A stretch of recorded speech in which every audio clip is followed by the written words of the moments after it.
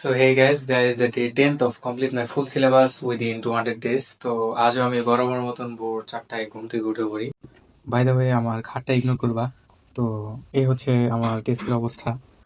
প্রথমেই আমি আমার ডেস্ক গোছানো শেষ করে পড়তে বসে যাই।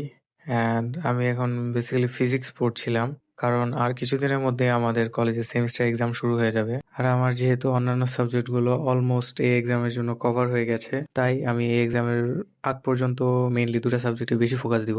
অন্যান্য সাবজেক্টও পড়বো, বাট ফিজিক্স অ্যান্ড বায়োলজিতে একটু বেশি ফোকাস থাকবে। আর যেহেতু এটা আমার টার্গেট যে 200 ডেজের মধ্যে আমি আমার হোল সিলেবাস কমপ্লিট করব, তাই আমি ভাবছি যে ম্যাথ অ্যান্ড ফিজিক্স প্রত্যেক সপ্তাহে প্রথম 3 দিন অ্যান্ড নেক্সট 3 দিন বায়োলজি অ্যান্ড কেমিস্ট্রি এগুলোতেও বেশি ফোকাস দিব। আর এক্সাম চলাকালীন টাইমে আমার এই রুটিন ফলো করব না, বাট এক্সাম শেষ হলে আমি আবার কন্টিনিউ করব।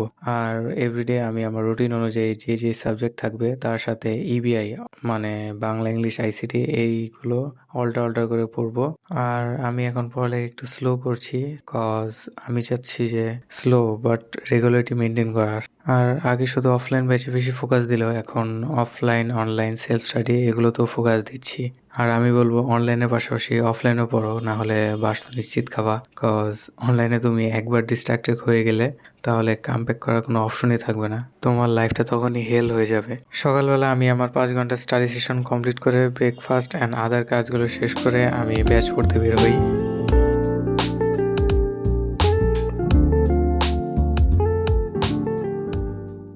রুমে এসে খাওয়া দাওয়া এবং আনুষঙ্গিক সকল কাজ করতে করতে যে কখন 4টা বেজে গেছে আমি নিজেও বুঝতে পারি নাই।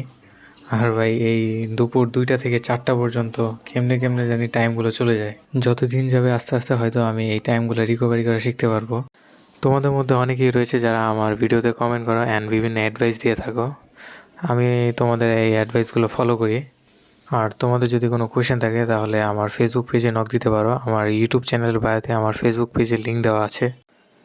তো বিকাল 5টা থেকে 9টা পর্যন্ত আমার second live study session complete করার পর আমি কিছু প্ল্যান বানাচ্ছিলাম। আমি এই ভিডিওটা আর লং করতে যাচ্ছি না, সো কিপ গোয়িং। আর আপনি যদি আমাদের ফ্যামিলি মেম্বার না হয়ে থাকেন, make sure to smash the subscribe button.